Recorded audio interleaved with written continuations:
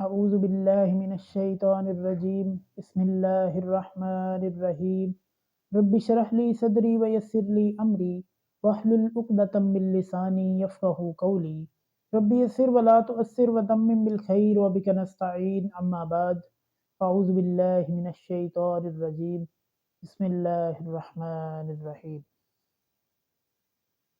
تمام تعریفیں اللہ تبارک و تعالیٰ کی ذات با برکات کے لیے ہیں۔ درود و سلام پیغمبر اعظم جناب محمد الرسول اللہ صلی اللہ علیہ وآلہ وسلم کی ذات اقدس و اطہر پر۔ اس کے بعد ہم اپنے اصل موضوع کی طرف آتے ہیں۔ تو ہم آج سورہ النساء کی جو آخری آیات ہیں اور اس کا آخری رکوع ہے، اس کے اندر جو احکام و مسائل ہیں ان کے حوالے سے آج ہم چھوٹی سی نشست کریں گے۔ تو آئیے ہم بلا تمہید اس کا آغاز کر لیتے ہیں۔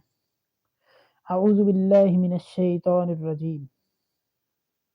لن یستنکف المسیح، ہرگز نہیں آر محسوس کریں گے عیسیٰ علیہ السلام۔ کس بات میں؟ آر کا مطلب ہوتا ہے کہ ہچکچائیں گے نہیں، یعنی اس بات سے پیچھے نہیں ہٹیں گے۔ کس بات سے؟ اور آر کس بات سے محسوس نہیں کریں گے؟ ان یکون عبدا للہ، کہ وہ اللہ کے بندے بن جائیں، یعنی وہ اللہ کے بندے بنے اور وہ حقیقت میں اللہ کے بندے ہی ہیں۔ وہ اس چیز میں آر محسوس نہیں کریں گے کبھی بھی۔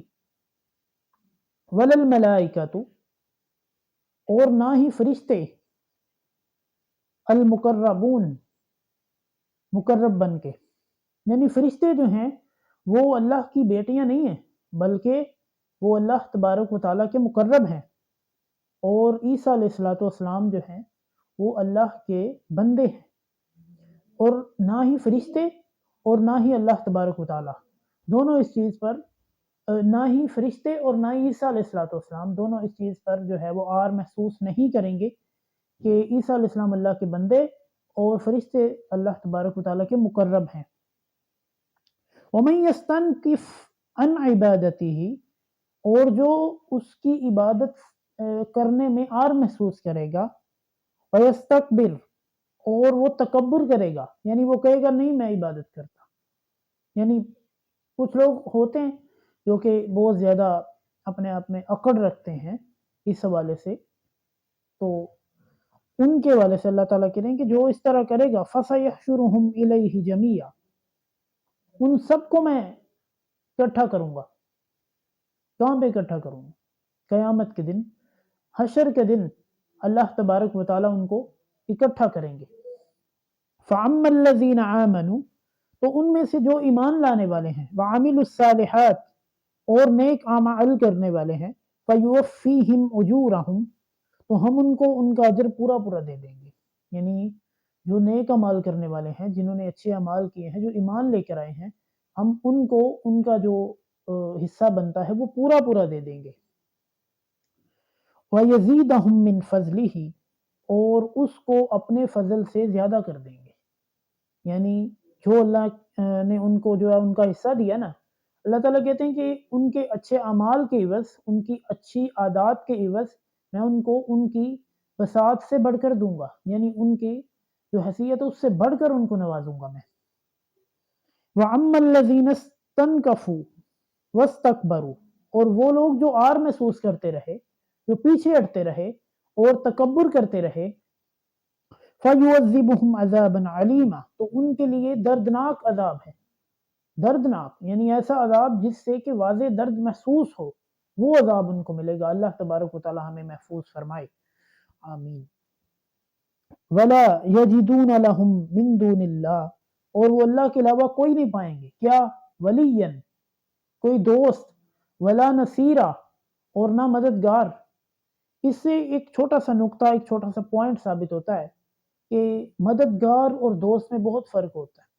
اکثر اوقات جو دوست ہوتا ہے نا وہ مددگار نہیں ہوتا، اور اکثر ایسا ہوتا ہے کہ جو مددگار ہوتا ہے، جو آپ کی مدد کر رہا ہوتا ہے، وہ آپ کا دوست نہیں ہوتا۔ تو یہ چھوٹا سا نقطہ اس کو نوٹ کریں کہ ہر مددگار سے دوستی کرنا اچھا نہیں ہوتا، اور ہر دوست کو مددگار بنا لینا بھی اچھا نہیں ہوتا۔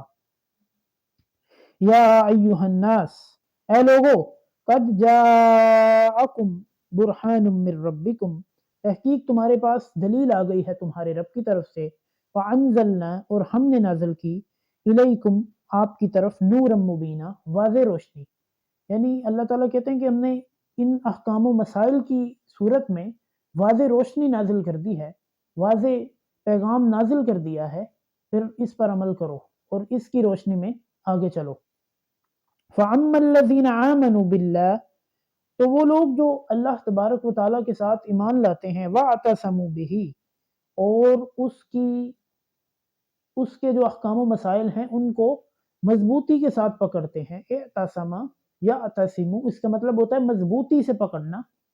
ایک اور مقام پہ اللہ تبارک و تعالیٰ کہتے ہیں وَاعْتَصِمُوا بِحَبْلِ اللَّهِ جَمِيعًا وَلَا تَفَرَّقُوا، یعنی اللہ تبارک و تعالیٰ کی جو رسی ہے اس کو مضبوطی سے پکڑ لو اور تفرقے میں نہ پڑو۔ یہاں پہ اللہ تبارک و تعالیٰ کہتے ہیں کہ وہ لوگ جو ایمان لائے اللہ کے ساتھ اور انہوں نے مضبوطی سے پکڑ لیا اس کے احکام و مسائل کو، فَسَيُدْخِلُهُمْ فِي رَحْمَةٍ مِّنْهُ، تو ہم ان کو داخل کریں گے اپنی طرف سے رحمت میں، یعنی اللہ تبارک و تعالیٰ کہتے ہیں کہ ہم اپنی طرف سے رحمت نازل کریں گے اور اس کے اندر ان کو داخل کر دیں گے۔ اللہ تبارک و تعالیٰ ہمیں اپنی رحمت اور کرم نوازی کا حصول حاصل کرنے کی جو ہے وہ توفیق عطا فرمائے، آمین آمین۔ وَفَضْلٍ، اور اپنے فضل سے، یعنی اللہ تبارک و تعالیٰ ان کو رحمت اور فضل دونوں سے نوازیں گے۔ وَيَهْدِيهِمْ إِلَيْهِ صِرَاطًا مُسْتَقِيمًا، اور اللہ تعالیٰ کہتے ہیں میں ان کو اپنے قریب آنے کا سیدھا رستہ بتا دوں گا۔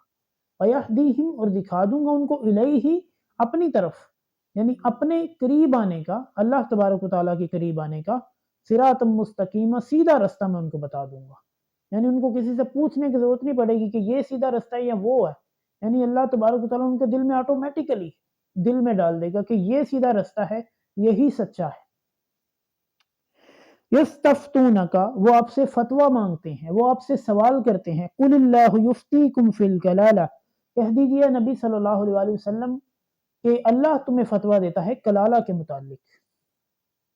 ان امرؤ ہلک لیس لہ ولد، اگر ایک مرد ہو جو کہ فوت ہو گیا ہے، اس کی اولاد نہیں ہے، یعنی ایک بندہ جو اس دنیا سے چلا گیا اس کی کوئی اولاد نہیں، نہ بیٹی نہ بیٹا، کوئی اولاد نہیں ہے، وَلَهُ أُخْتٌ، اور اس کی بہن موجود ہے، فَلَهَا نِصْفُ مَا تَرَكَ، تو اس کے لیے آدھا حصہ ہے جو اس نے چھوڑا، یعنی ایک مثال ہے، مثال کے طور پہ اس نے 1,00,000 روپیہ چھوڑا تو 50,000 اس کی بہن کو ملے گا اور باقی 50,000 جو ہے وہ باقیوں میں تقسیم ہو جائے گا۔ وَهُوَ يَرِثُهَا، اور وہ بندہ اپنی بہن کا وارث ہوگا، إِن لَمْ يَكُنْ لَهَا وَلَدٌ، اگر اس کی بہن کی کوئی اولاد نہیں، یعنی اگر اس کی بہن کی اولاد کوئی نہیں اور وہ اس دنیا سے جاتی ہے تو اس کی وہ جو وارث ہوگا وہ اپنی بہن کا وارث ہو جائے گا، جو اس کے پاس جو مال و دولت ہے اس کا۔ فَإِن كَانَتَا اثْنَتَيْنِ، اگر دو بہنیں ہوں، فَلَهُمَا الثُّلُثَانِ، تو ان کے لیے 2/3 ہے، یعنی ان کو 2/3 حصہ ملے گا، مما ترکا، جو چھوڑا گیا ہے، یعنی جو وراثت ہے، جو ترکہ ہے، اس میں سے ان دو بہنوں کو ثلثان ملے گا، 2/3 ملے گا۔ وَإِن كَانُوا إِخْوَةٌ وَرِجَالٌ وَنِسَاءٌ، یعنی اگر بہن اور بھائی زیادہ ہیں، یعنی زیادہ بہن بھائی موجود ہیں، فَلِلذَّكَرِ مِثْلُ حَظِّ الْأُنثَيَيْنِ، تو ہر بندے کے لیے 2 عورتوں کے برابر حصہ ہے، یعنی ہر بھائی کے لیے 2 بہنوں کے برابر حصہ اس کو مل جائے گا۔ یبین اللہ لکم ان تضلوا، اللہ تعالیٰ کہتے ہیں یہ میں نے اس لیے بیان کیا ہے کہ تم گمراہ نہ ہو جانا، یعنی تم جو حقیقت ہے اس پر عمل کرنا۔ واللہ بکل شیء علیم، اور اللہ تبارک و تعالیٰ ہر چیز کو خوب جاننے والے ہیں، بے شک۔ اللہ تعالیٰ ہمیں ان احکام و مسائل کو سمجھ کر ان کے مطابق اپنی زندگی گزارنے کی توفیق عطا